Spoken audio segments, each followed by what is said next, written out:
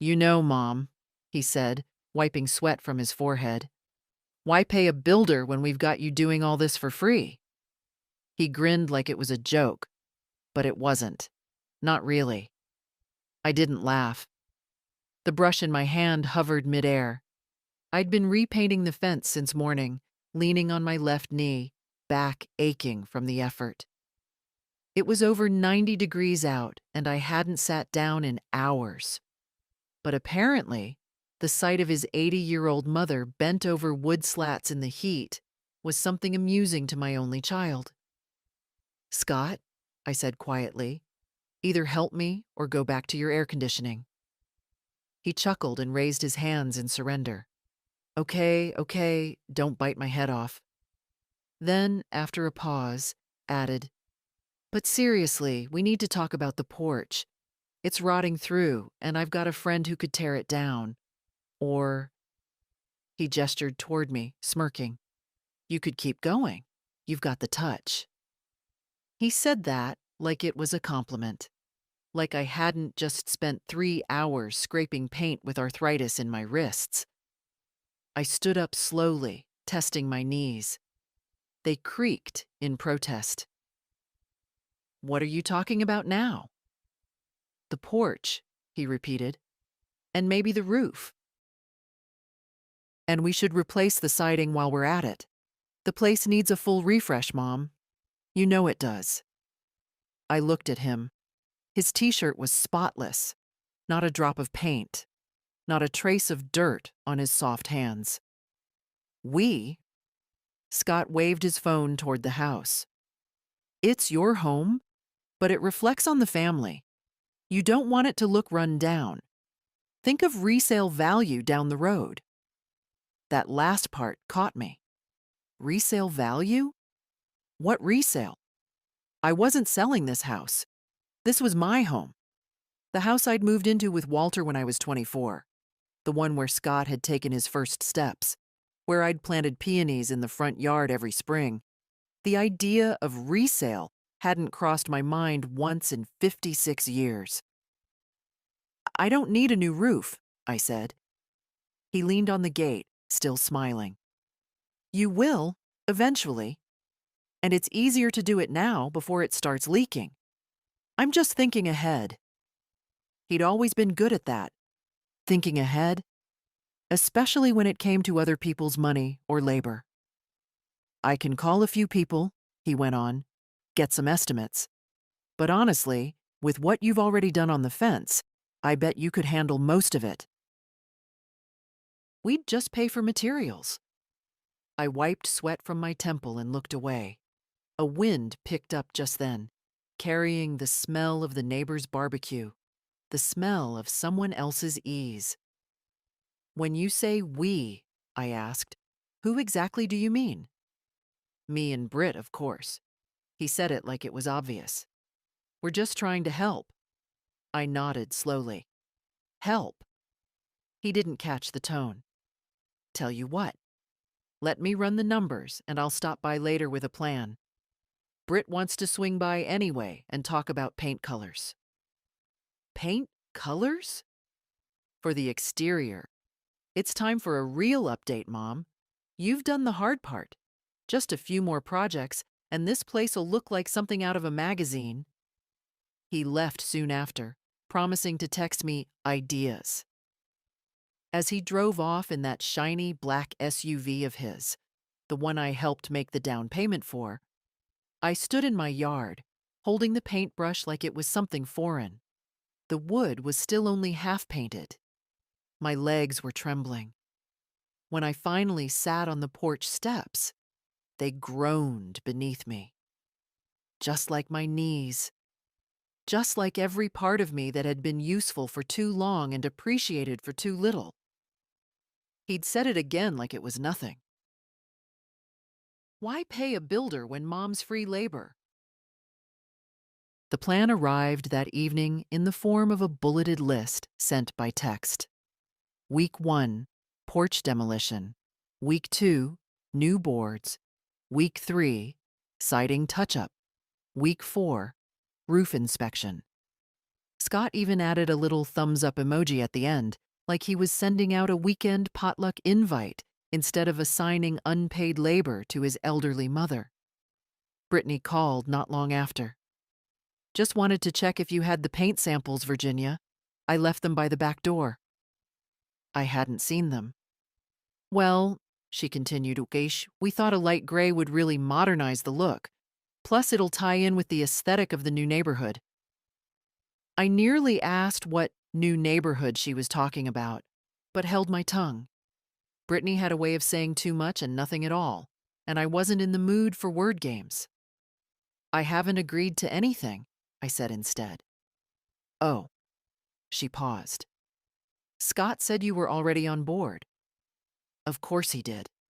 "Well," I repeated, "I haven't." Another pause, this one sharper. Then her voice turned sugary.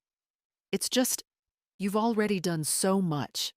And I know Scott really appreciates it. He said you even fixed the fence in that heat wave. You're amazing, honestly." Amazing, right. By the end of the call, I still hadn't agreed to anything. But the next morning, 2 bags of cement and a bundle of wood planks appeared in my driveway. No note, no explanation, just dropped there like groceries. I didn't even hear the delivery. I called Scott. No answer. By noon, I'd started the porch demolition. Don't ask me why. Maybe it was the sight of that sagging step I'd been meaning to replace for years. Maybe it was stubborn pride. Maybe it was the fact that if I didn't do it, I knew no one else would. Not him, not her. I pulled out my old crowbar from the shed, bent over in the sun, one board at a time, the sound of nails groaning loose, wood splitting like dry bone. By evening, I'd filled 2 wheelbarrows with debris. No one came by to help. That became the rhythm. Mornings on the porch, afternoons dragging lumber, evenings icing my knees and soaking my hands. I hadn't worked that hard since the year Walter died, when I built a new fence after the old one blew down in the storm. Back then, Scott was 16. He'd handed me tools, asked questions, watched me closely. I remember thinking he'd grow up to be the kind of man who knew the value of work. But somewhere along the way, that version of him vanished. On the 4th day, I got a voicemail. "Hey, Mom, just checking in. Britt says everything's looking great. We might swing by this weekend with the kids, show them how Grandma builds houses." He laughed. "Anyway, let me know if you need anything. Oh, and can you measure the window frames too? We're thinking shutters could be cute." I replayed the message twice. The tone of it, like I was the contractor or the babysitter. Not once did he ask if I was tired, or sore, or even willing. That night, I sat on the porch with a cup of tea, too tired to lift the mug properly. The planks were in place. The supports were done. It wasn't perfect, but it was solid. Better than it had been in years. And I'd done it alone. A soft breeze stirred the hem of my nightdress. The wind chimes clinked above. The stars were just coming out, and I could feel the ache in every joint. It wasn't just the labor, it was the loneliness in it. Walter would have been proud, I thought. But he would have also told me to sit down and let someone else carry the weight for once. I hadn't done that in decades. I went inside and sat at the kitchen table, still dusty from the day's work. Pulled out a folder from the drawer, the one with the bills, old letters, property papers. Somewhere in there was the deed, and tucked in the back, still folded like a grocery list, was the power of attorney form Scott had brought me a year ago. "Just in case something happens," he'd said. I hadn't looked at it since. Now, under the kitchen light, I unfolded it and read every word, and felt something in my chest start to tighten. The paper trembled in my hand, but not from weakness.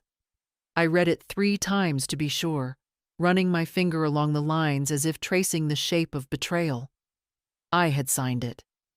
That much was clear. Scott had left a sticky note on the front when he first gave it to me. "For emergencies only. Love you." With a little heart drawn next to his name, like I was still the mother who packed his lunch and not the woman funding his ambition by accident. Power of attorney. Full financial authority in case of incapacitation. I remembered the day he brought it. I was tired after a dental appointment, still numb from the Novocaine, my cheeks swollen. "Just something to have on file," he'd said. "Standard stuff." And I'd signed it. I sat at the table for a long time, staring at the document. Outside, the wind picked up, and something knocked against the side of the house. A loose shutter, maybe, or a message I didn't want to hear. What else had I signed? I got up, went to the metal box in the hall closet. The one Walter had called our home vault. In it were all the papers that mattered. The deed, the will, insurance, tax records, the checkbook I hadn't used in over a year because Brittany had set up everything online for me. And there it was, a copy of a new mortgage agreement, dated 3 months ago. My name was on it. I wasn't selling the house, but someone was leveraging it. I sat back down, documents spread around me like fallen leaves. The kitchen was dark now, except for the overhead light buzzing faintly above. The house creaked with the tired sighs of age, but it was still my house. I had raised a son in it, buried a husband, scrubbed every corner and painted every wall. The thought of it being treated like an asset, a property to squeeze dry, made something ancient and furious rise in me. I didn't sleep that night. Just watched the shadows shift across the living room walls, listened to the quiet hum of appliances and the loud echo of thoughts. By morning, I had made a list. Things I'd paid for in the last 10 years. Scott's first condo, down payment, $20,000. Brittany's graduate program, a career investment. The SUV, it's for the kids' safety. Summer camps, school fees, kitchen remodel, medical bills after Scott lost his job for 3 months. Anniversary trip to the Keys. "Mom, it's just a little help. We'll pay you back." They never did. I remembered Walter once saying, "Kindness without limits becomes currency." I hadn't understood him then. I thought love was shown through giving, but I saw now. I had handed them tools, and they'd built a life where I was the foundation, but not the welcome guest. Late that afternoon, Brittany showed up unannounced, holding a color swatch in one hand and a caramel iced latte in the other. "Hi, Virginia. Thought I'd stop by and see the progress. Wow, the porch looks amazing. Scott said you even did the railing?" I nodded. My hands were still swollen. My back still throbbed. "We're thinking of doing charcoal gray for the shutters," she said, not waiting for input. "Something sleek. Clean lines. Really give it curb appeal." "Curb appeal for what?" I asked. She blinked. "Well, you know, just keeping things fresh." "No one's selling," I said flatly. Her smile faltered. "Of course not. No, of course not. Just future-proofing." She prattled on for 10 more minutes about real estate trends, her cousin's renovation, how paint finishes affected resale. I heard the words, but not the meaning. I watched her like I was seeing her for the first time. A polite, efficient woman, always composed, always flattering, but with eyes that flicked around the room like she was counting items in it. When she finally left, latte barely touched, she called over her shoulder, "Scott's coming by tomorrow to talk through the roof plans. He says you'll love what he's come up with. I stood on the porch alone, watching her drive away, and I knew. Whatever he was planning, I wasn't part of it. Not as a person, just as the one holding the deed. Scott arrived the next morning with blueprints. Not architectural ones. Nothing that formal. Just a sketch pad, curled at the edges, with lines drawn in pencil and a few boxes labeled New Roofline and Extended Deck. He spread it across my kitchen table like we were equals in some collaborative project. Not a son explaining to his 80-year-old mother how her house, her only security, would soon be transformed. For resale value, he said again, tapping the page with a chewed-up pen. And honestly, Mom, this place could be worth so much more if you'd just let go of the, old lady aesthetic. He said it with a smile. A rehearsed, cheerful sort of smile that he probably used on clients. I didn't smile back. I don't need a deck, I said. Sure you do, he said. Think about it. We extend it. Put in some outdoor seating, maybe even a little pergola. It adds charm. He said we, the same way a dentist says, we're just going to numb you up a little right before jabbing the needle. I folded my hands on the table. And what exactly do you plan to do with all this charm? He hesitated. Just thinking long term, that's all. That's funny, I said. Because long term, I'm the one who'll be living here, not you. Scott leaned back in his chair. You're being combative, Mom. I'm just trying to help. There it was again. That word. Help. The same word Brittany had used, the same word that got attached to every unsolicited suggestion, every plan I hadn't asked for. Help didn't come with strings. This did. You forged my name, I said quietly, sliding the copy of the mortgage across the table. His face changed. I didn't forge anything, he said quickly, voice tightening. You signed it. I didn't know what I was signing. You didn't ask. I trusted you. He looked away then, like he was suddenly interested in the blinds. The silence stretched. I needed collateral, he finally said. We're in a tight spot. I let out a breath. So you used the only thing I own, without telling me. It's still in your name, he said. Legally. Is that supposed to comfort me? His jaw tightened. You're overreacting. No, I said, standing. I'm finally reacting. There's a difference.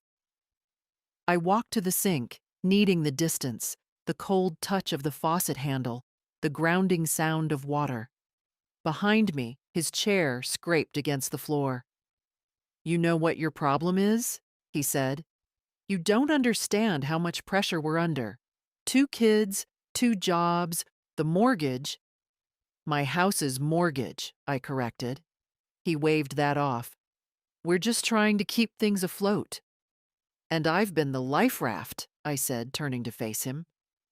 For how many years, Scott? 15? 20? Every time you needed a boost, I gave it.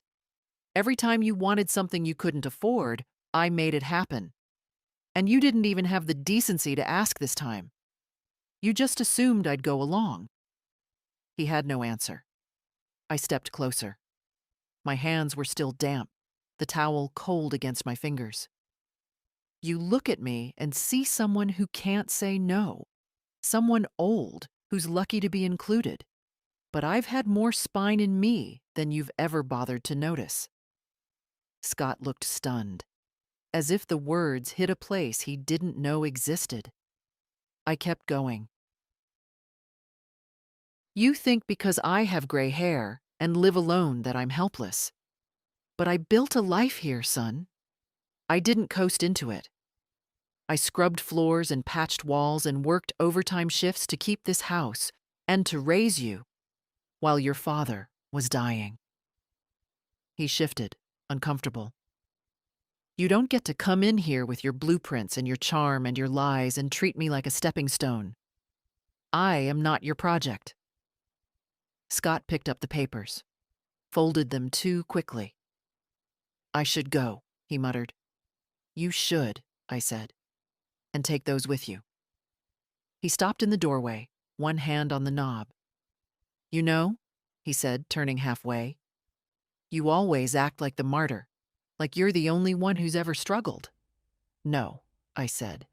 I just learned not to pass my struggles on to other people. He left. The door clicked shut behind him like the punctuation on a sentence I'd waited years to finish. The next morning, I found a flyer tucked under my doormat. Bold font, glossy paper, some smiling woman in a blazer. Sell your home as is, fast closings, fair offers. I almost laughed. Almost. I knew where it came from. I knew who had sent it. Scott didn't even try to be subtle anymore. I poured myself a cup of tea and stood by the window, watching a squirrel dart along the fence I'd painted last week. The air smelled like cut grass and dry wood. Early summer. Always my favorite. When I looked back at the table, that flyer was still there, like a little insult folded in 4 colors. That afternoon, Marlene stopped by, my neighbor of 40 years. She brought fresh peaches from the market and a look I'd seen before. The one that said, I know something, and I'm not sure if I should say it. She didn't sit long, just placed the bag on the table and hesitated near the door. You know, Ginny, she said, using the name only people from the old days still used. I was talking to Ed, the notary. Said he saw your boy come in a while back with some paperwork. I kept my expression still. What kind of paperwork? Real estate stuff. Ed didn't say more, but your name came up.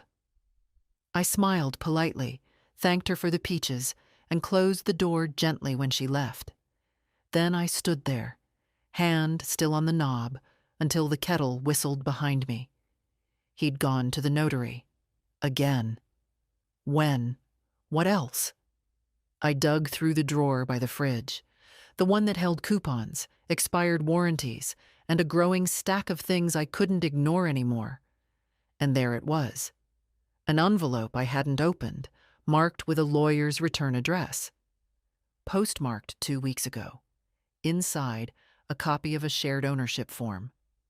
My name, Scott's name, the house. A note about partial title transfer for financial security purposes. I didn't remember signing that, but the signature was there. Mine. Tidy, careful, real. I sat down hard. The chair creaked under me. I thought back. 2 months ago, maybe 3. Scott had come by with a stack of papers. Said they were for tax exemptions. Some senior property credit he was filing on my behalf. He'd distracted me with questions about my doctor's appointment. Joked about how hard it was to read government forms. I'd signed the bottom page without looking through the rest. Of course I had. My mouth went dry. Outside, the breeze shifted, and the fence rattled softly. It used to comfort me, that sound, the way the old house made itself known. But now it felt like something else. A warning, or maybe a question. How much of this was mine anymore? I spent the rest of the day pulling every document I could find. Mortgage, utilities.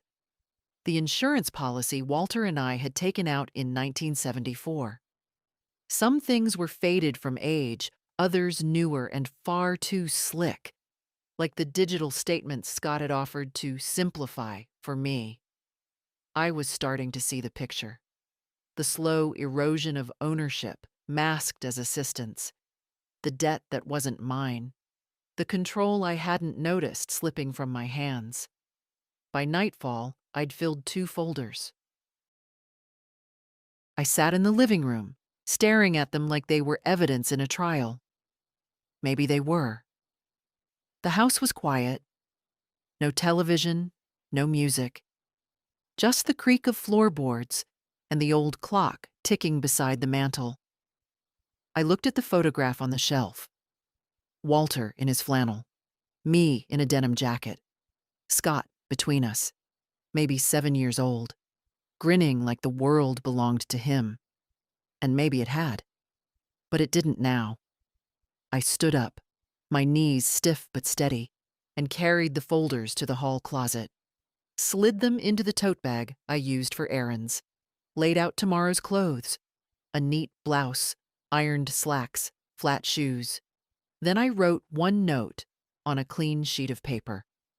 Appointment, 10 a.m., Davis and Frayne Legal. Bring all documents. I left it on the kitchen table, under the peaches. In the morning, I would take back what was mine. The law office of Davis and Frayne hadn't changed in the 30 years since Walter and I first stepped through its doors to draft our wills. Same green carpet, same over-polished wood paneling, same dusty fern in the corner that looked just barely alive.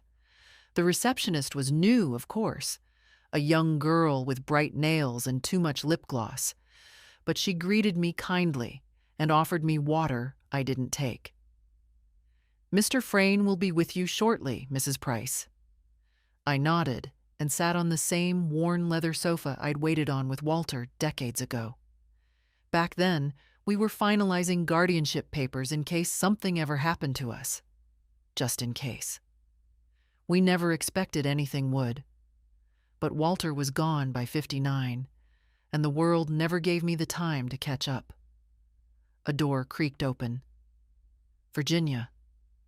Harold Frayne still had that slow, heavy voice I remembered, the kind that made you feel like every word mattered. He looked older now, of course. White hair, thick glasses. But his presence hadn't changed. He offered his hand, warm and steady. I followed him into his office, past shelves crammed with legal books no one had opened since the Bush administration. "What brings you in today?" he asked as he sat behind the big oak desk. I opened the tote bag and laid the folders on the desk, one by one. I didn't speak until they were all there, neatly stacked between us like bricks in a wall. "I think my son is trying to take my house," I said. Harold didn't flinch. He only nodded, reached for his reading glasses, and opened the first folder. I told him everything. Not the emotional parts, not how tired I was, not how hurt, just the facts.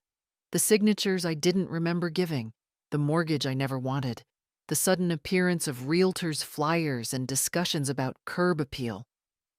His pen moved slowly across the notepad as I spoke. When I finished, he looked up. "You're not the first parent I've seen walk through that door, Virginia, but you might be the calmest." "I've had time to think." "And you still want to move forward?" "I do." "All right." He began to list steps. First, we revoke the power of attorney. Then we dispute the partial title transfer. There's room to argue undue influence, especially given your age and lack of clear consent. I'll need to see any correspondence you've had with Scott. Texts, emails.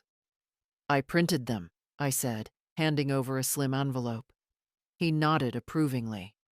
"Next," he continued, "we'll put a protective clause on the property, essentially a legal freeze, so it can't be sold or leveraged without your explicit, notarized permission.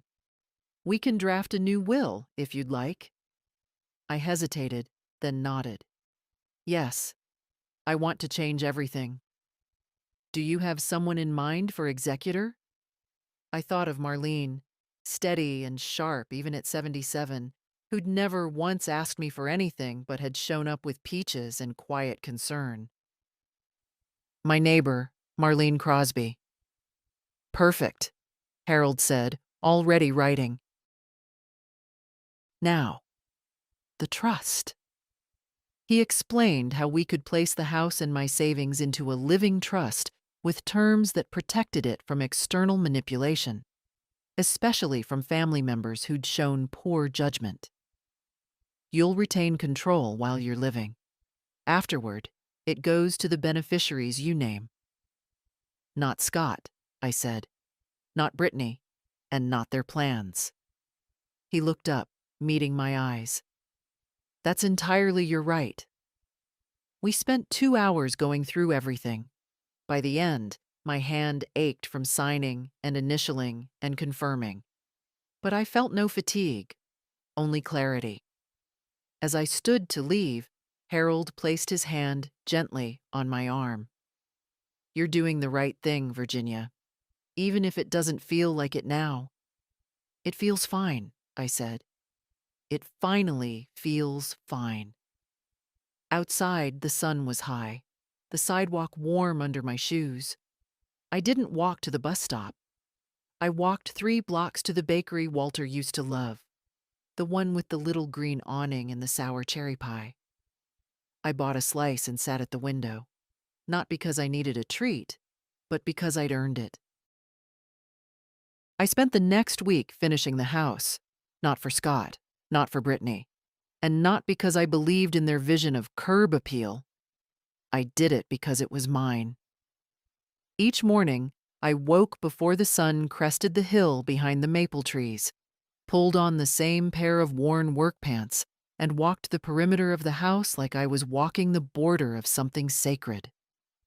My sanctuary, my history, my fight. I patched the last section of siding, recaulked the window trims. On Thursday, I climbed onto the garage roof, slowly, carefully, one rung at a time, and cleared the gutters by hand, tossing down clumps of dead leaves that had probably been up there since the Bush administration. Every ache in my back felt earned. Every hammer strike was a sentence I couldn't say out loud. And inside me, something was setting like concrete. I didn't hear from Scott all week. Not a call, not a message, not a visit. It was the longest silence we'd had since he was 12, and ran away from home for exactly 2 hours because I wouldn't let him get a dirt bike. Back then, I'd waited on the porch, arms crossed, refusing to chase him. I knew he'd come back, that he was just testing boundaries. This silence was different. This time, I wasn't waiting. On Friday, Brittany showed up. Not alone, but with the kids. Both girls in matching dresses, clutching juice boxes, looking bored and hot. She didn't come up the walk, just stood at the edge of the driveway like a guest at a stranger's house. "Virginia?" she called out, waving one manicured hand. We were in the neighborhood and thought we'd say hi. I wiped my hands on a rag and came down the porch steps. "What do you want, Brittany?" She blinked like I'd slapped her. "Just to see how you were doing. The girls wanted to visit." The girls said nothing. I folded my arms. "Scott's been worried," she said after a pause. "He hasn't heard from you." "Scott knows how to use a phone." She smiled thinly. "He said you've been upset. That maybe there's been a misunderstanding." "There's no misunderstanding." I stepped closer. "Let me be clear, Brittany. I know about the documents. I know about the mortgage. I know about the signature I didn't understand." She glanced down, adjusting the strap on her purse. "Virginia, I think you're getting emotional. We were only trying to help." "No," I said. "You were trying to take." Her mouth opened, closed. "We've revoked everything, the power of attorney, the title transfer. The bank has been notified, and the house is now in a protective trust." Brittany paled. The girls looked up at her, sensing the shift. "I don't know what Scott told you," I said, "but I'm not the weak link in this family. Not anymore." She cleared her throat. That's going to complicate things, Virginia. We're in the middle of a refinance. That's not my problem. Her voice sharpened. You're being incredibly unfair. I let out a breath.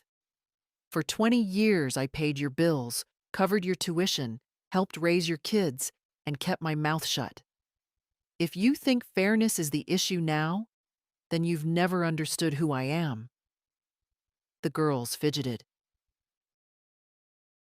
The sun was high and hot, and Brittany's smile was starting to peel.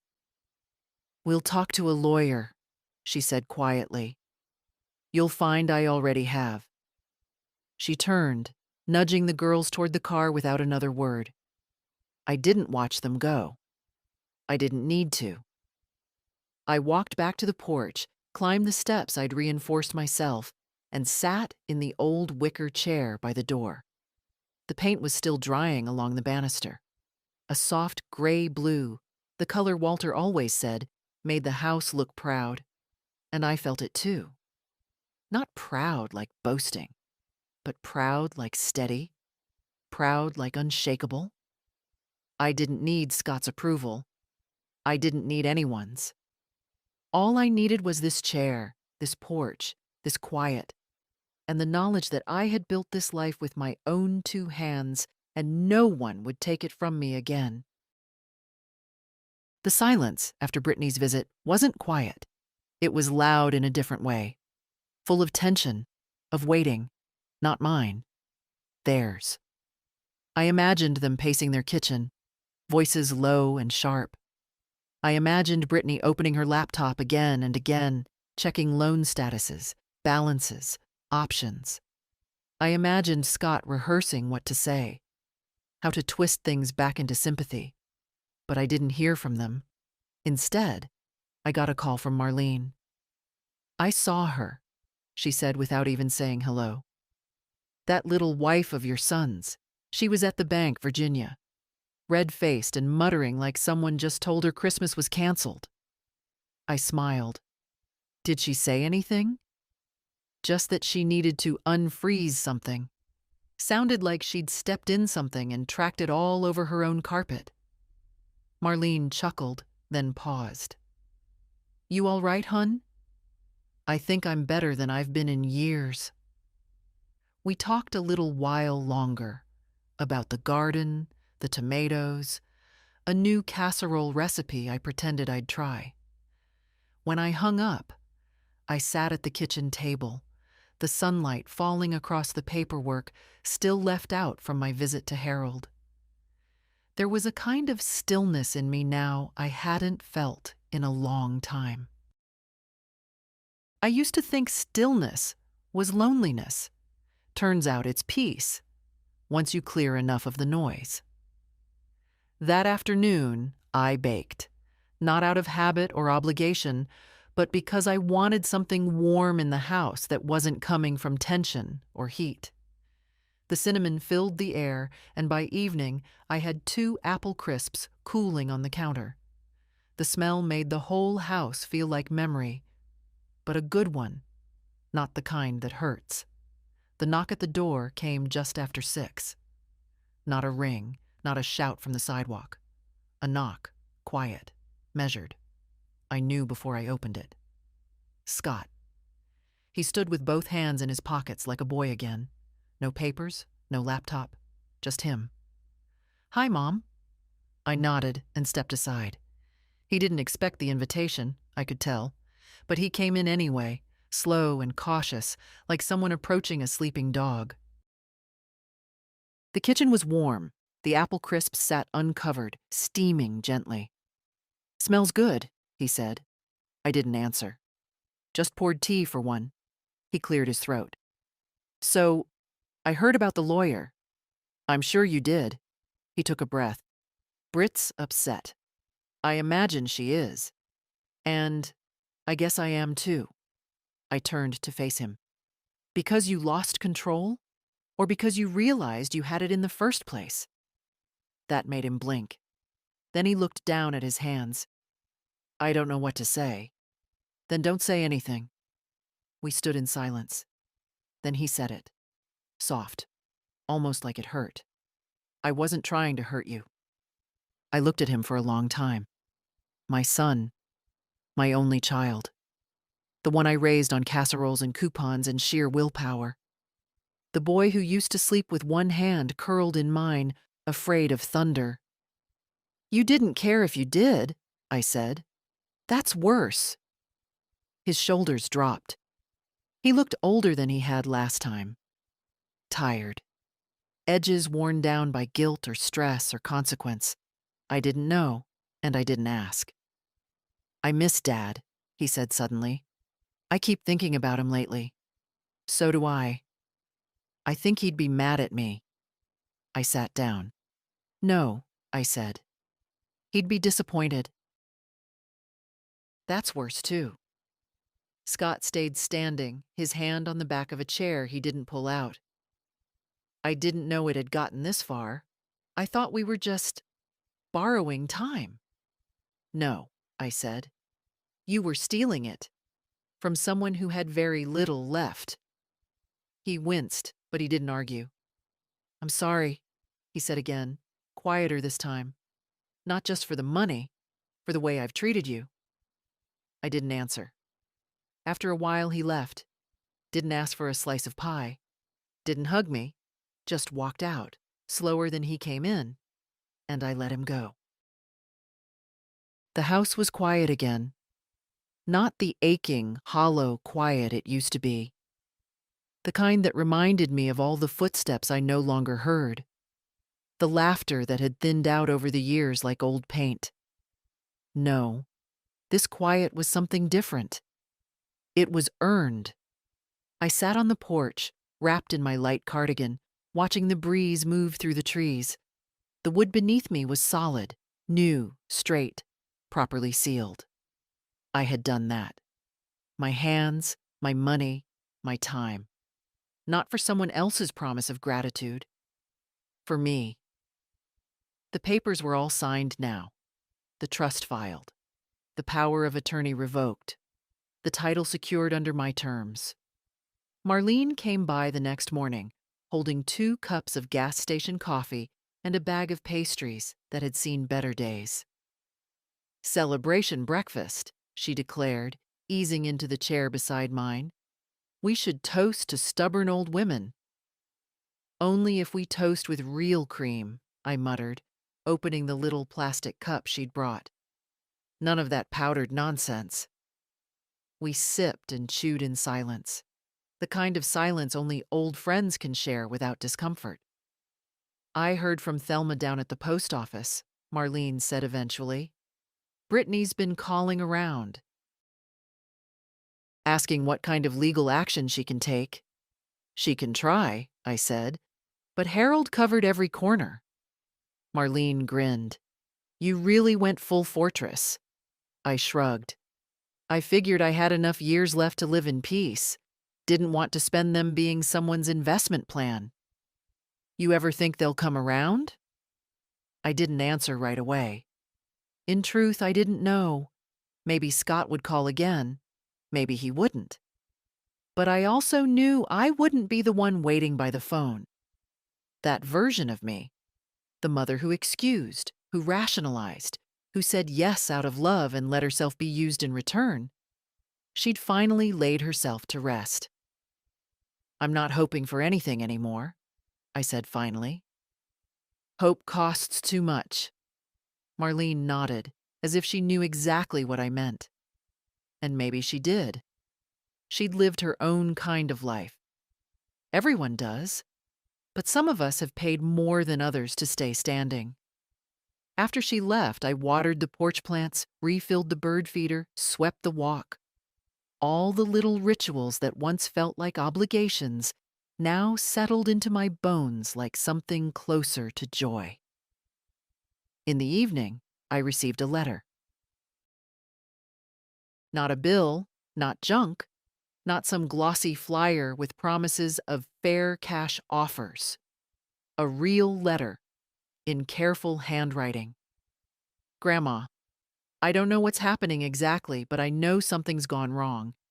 Dad won't talk about it, and Mom just says you're being difficult. I don't believe her. You've always been there for everyone. Always. If it's okay, can I come by next week after school? Just me. I miss you. Love, Avery. I held the letter in both hands, reading it twice. My oldest granddaughter, 13, maybe 14 now. The one who used to sit on this very porch and eat popsicles while telling me stories about middle school drama and soccer games. I smiled for the first time that day. A real one. One that came not from victory, but from something softer. She remembered. She still saw me. That would be enough. I folded the letter and placed it in the drawer by the door. And as the sky darkened into that soft purple of early summer evenings, I sat on the porch, listening to the cicadas and thinking not about what I'd lost, but about what I'd kept and what I'd finally taken back. Harold called me 2 days later, his voice warm but precise, like always. Everything's filed, Virginia. The trust is finalized. You're protected 6 ways from Sunday. I thanked him, though the word didn't feel big enough. What he'd helped me reclaim wasn't just legal. It was personal. Like getting my name back after years of being called just Mom, Grandma. Can you help with this? After we hung up, I sat at the kitchen table, the light slanting across the wood in that familiar afternoon way. Same view, same chair, same house. But I wasn't the same. I made myself a sandwich, real bread, none of that gluten-free nonsense Brittany once pushed on me, and ate it slowly, deliberately, without my phone or the TV. Just me and the sound of a clock ticking above the sink. I hadn't felt that present in years. Later that afternoon, I walked down to the local hardware store. The clerk, a young man named Jonah, smiled when he saw me. "Back again?" he said. "You're our best customer this month." "Good houses don't maintain themselves," I replied. He rang up my order, just a few light bulbs, some weather stripping, a fresh pair of work gloves, and I handed over my card. My card. Not the one Scott set up for family expenses. That one had been closed last week. This one was mine, tied to my own account. Just the way it should have always been. When I got home, the mailbox was overflowing. Flyers, bills, catalogs, and one envelope. Heavy, expensive paper, my name printed in a typeface far too serious. I knew before I opened it. It was from Scott's attorney. I didn't bother reading every word. The first paragraph was enough. Our clients, Mr. and Mrs. Scott Price, are expressing concern regarding recent changes to the ownership status of the property at 174 Long Hill Avenue. I snorted and tossed it on the table. They could express concern all they wanted. Concern wasn't a legal right. Still, just to be thorough, I called Harold again. He picked up on the second ring. "Let me guess," he said. "You've received mail." They're not subtle, are they? Most people aren't when they realize the golden goose has flown. Do I need to worry? No, he said firmly. The trust is airtight. Their claims got no legs. If they try to push it, they'll find themselves paying a lot of legal fees to get laughed out of court. Then let them try. That's the spirit. We hung up with a laugh, and I realized it had been a long time since I'd laughed without it being forced or short-lived. That night, I pulled out the old box of photos from the closet. I hadn't looked at them in years. Not because I didn't care, but because they hurt. Walter in the garden, grinning in that sun-wrinkled way. Scott, as a boy, muddy from soccer practice. Even Brittany, young and smiling, holding a baby on her hip like it was something precious. They were real once, all of them.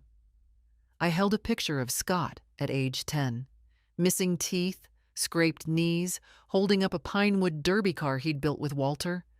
His eyes were so alive in that photo, unguarded, full of awe. I traced the edges of the picture, then set it aside gently. The boy I raised would have never done what the man had. But that boy was gone, and I had to stop mourning him. I lit a candle on the porch after dinner, not for anyone else, just for myself. One small flame to honor everything I'd reclaimed, not revenge, not triumph. Clarity.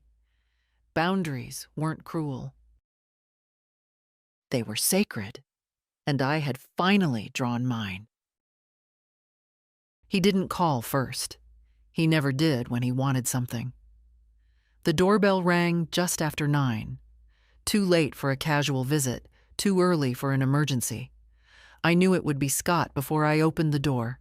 He stood there in his dress shirt, sleeves rolled, hair mussed like he'd run his hands through it 100 times. No Brittany, no kids, just him. "We need to talk," he said. "Then talk." "Can I come in?" I stepped aside, but I didn't offer coffee. He sat at the kitchen table like it still belonged to him, like this was just another one of our weekly chats. I stayed standing. "I didn't know you were going to do all this," he said finally, gesturing vaguely, at the trust, the house, the legal wall he'd crashed into. "You didn't ask." His mouth twitched like he wanted to argue. Then he shook his head. "I know you're angry." "No," I said. "I was angry a month ago. Now I'm done. You shut us out. You tried to take what wasn't yours." "I was under pressure," he snapped, and there it was. The first crack. "You think life is easy right now? 2 kids, a mortgage, student loans still hanging over us? And that's my fault?" He looked away. "No, of course not. I just thought you'd understand." "I do understand," I said. "More than you think. I remember the late notices, the empty fridge, your father's medical bills. I've lived tight, but I didn't steal from anyone to survive it." He flinched. "I didn't sign away someone else's roof so I could sleep easier under mine," I added. "You signed the papers," he muttered. "You lied to me," I said calmly. "That's the difference." We sat in silence. He rubbed his temples like he had a headache. I didn't offer Tylenol. Finally, he looked up. "So what now? You just cut us off?" I raised an eyebrow. "What exactly did I cut off, Scott? Access? Control? My bank account? I'm your son. And I'm your mother, not your account manager, not your silent cosigner." His face tightened again. "Do you want me to beg? Is that what this is about? Humbling me?" "No," I said, and my voice was still. "This is about ending the pattern." He stood abruptly, knocking the chair back with a scrape. "You don't know what you've done." "I do," I said. "I've made sure the next time someone calls the bank pretending to be me, they get told to go to hell." He opened his mouth, closed it, then pointed a finger like he might make some final declaration, the kind of grand speech people rehearse in the mirror. But nothing came out. "I hope you find your footing," I said quietly. "I really do. But it won't be on my back anymore." He stared at me for one long beat. Then he turned and left. Didn't slam the door. Didn't say goodbye. Just left. I stood there for a while, the sound of his car fading down the block, and felt something I hadn't expected. Not grief, not guilt. Relief. He was gone. And I didn't feel empty. I felt free. That night, I didn't cry. I thought I might. For years, every tense conversation with Scott left me raw, a pulled thread unraveling in the dark. I used to lie awake replaying our words, wondering what I should have said, where I'd failed him, how I could fix it next time. But there was no next time now. Not in the same way. That rope we'd both held, the one made of obligation and guilt and something too worn out to still call love, had finally snapped. And instead of grief, I felt stillness. I went to bed early. No television, no books, just the hum of the fan in the corner and the faint creak of the house settling, like it knew the fight was over. The next morning, I woke before the sun. My joints ached, but they always did. I stretched, made tea, sat at the kitchen table and watched the light come up over the garden. The same one I'd tended every year since 1973. The roses were thinning, but the lavender was strong this season. I made a list. Not a chore list, not anymore, but a list of what I wanted. Really wanted. Fix the back screen door. Call the library about volunteering. Ask Marlene if she wants to repaint the church benches. Write Avery back. That last one stayed in my mind all day. The letter had been sitting in the drawer beside my reading chair, folded and reread so many times that the crease had begun to wear through. I took it out and held it again, feeling the weight of her words. Not what she said, exactly, but what she didn't. She hadn't asked for anything. She just wanted to come by. After lunch, I wrote her a reply. Neat cursive. My good pen. Dear Avery, of course you can come. I'd love nothing more. We can sit on the porch and have iced tea like we used to. I'll even bake the lemon squares you liked. Love, Grandma. I didn't mention her parents. I didn't need to. The letter went out with the afternoon mail. By dusk, I found myself sitting on the porch, thinking back through all the little moments that had brought me here. Not the big ones, not the signing of the trust or the confrontation in the kitchen, but the small, slow turning points. The day Scott first asked for just a little help with rent. The time Brittany said, half laughing, "Well, you're not using your savings anyway." The first Christmas they didn't bring a gift, just laundry. How quietly it had all shifted. How easily love became expectation. How long I'd stayed silent. I thought about Walter and how he'd once told me, "We teach people how to treat us, Ginny. Every yes is a lesson." I hadn't wanted to believe that. I thought love should be unquestioning, boundless. I thought saying yes meant I was strong, that I could absorb whatever they needed.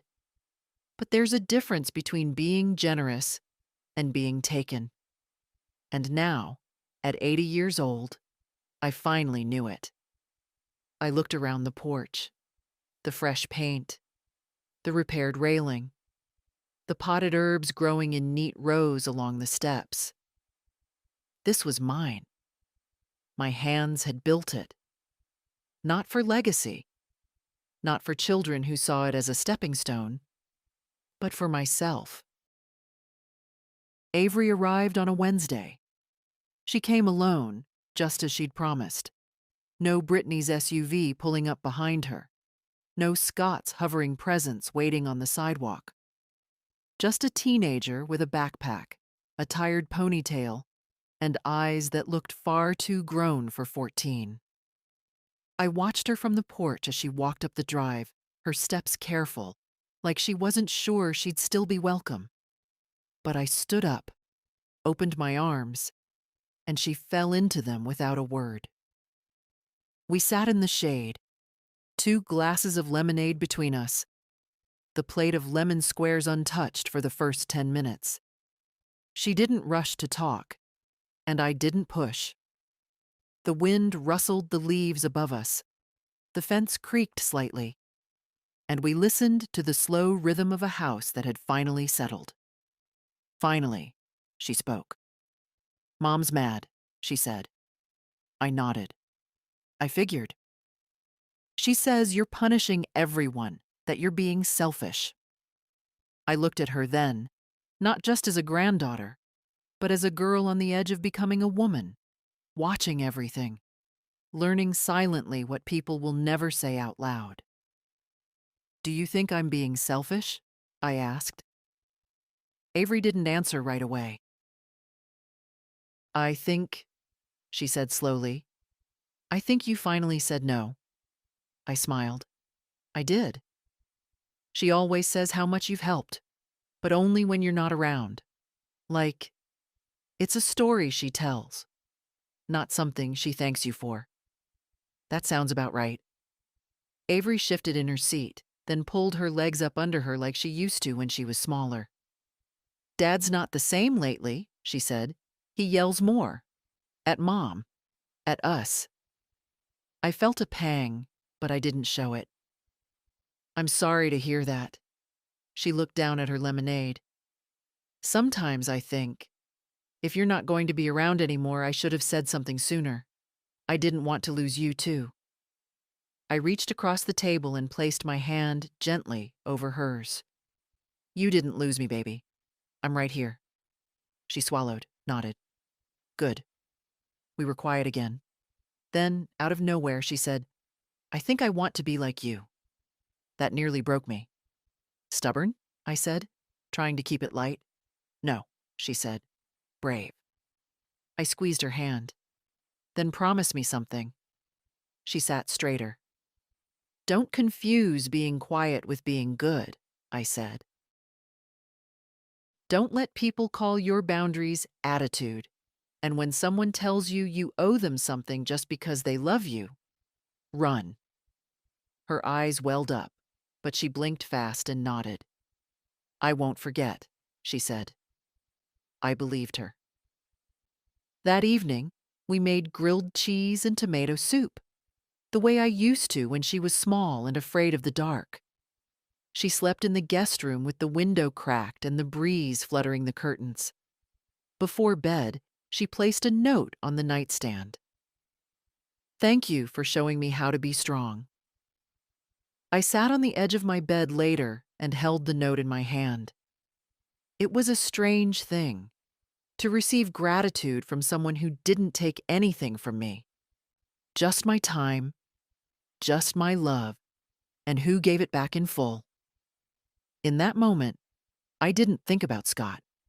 Not about what he'd done. Not about what he hadn't said. Not about whether we'd ever speak again. I thought about Avery. About what I could still pass on. Not in money, not in property, but in example. If nothing else, I had broken the cycle. And maybe that was the only legacy worth fighting for. Avery stayed through the weekend. She swept the porch without being asked. Helped me deadhead the garden, pulling weeds in silence like it was something sacred.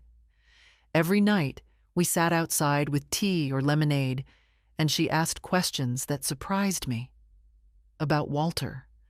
About what I was like at her age, about what it meant to stay in a place for 50 years. I answered everything. Not like a grandmother trying to teach, but like a woman who finally had someone willing to listen. On Sunday evening, she packed her bag. Her ride, a friend's mother, someone Brittany had apparently recruited since she was too upset to do the pickup herself, was due any minute. Avery didn't look nervous, just quiet. "I'll write again," she said, tightening the straps on her backpack. "You better," I said. She stepped into my arms once more, that long, silent hug that said everything we didn't need to put into words. When she was gone, I stood on the porch for a long time. Not lonely, not grieving, just aware, deeply, fully, of what mattered now. I walked inside, turned off the porch light, and locked the door behind me.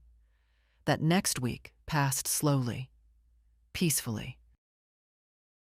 I finished re-grouting the tile in the upstairs bath, rearranged the pantry. Marlene brought over a lemon tree in a pot that we placed by the back steps, and we joked about how long it would take to actually grow fruit. "I'm 81 next month," she said. "I like to think of it as a race between the tree and my patience." "You'll outlive the both of us," I told her, and she laughed so hard she nearly dropped the watering can. On Thursday, I got a letter from the bank, a standard confirmation, mortgage closed, new protections in place, the trust officially recorded with the county clerk. I filed it without ceremony. Then I sat down and started writing. Not a journal, not a letter, a statement, a kind of record, for myself, for anyone who came after. I wrote about the slow burn of being used, not all at once, but piece by piece. How easy it was to give when no one told you it would cost this much. How silence became habit, and how habit becomes a prison. I wrote about the day I realized I wasn't angry at Scott, not really. I was angry at the version of myself that let things slide, that told herself he's just stressed, they're just trying, I can handle it. Because I had handled it for too long, and I had mistaken that for love.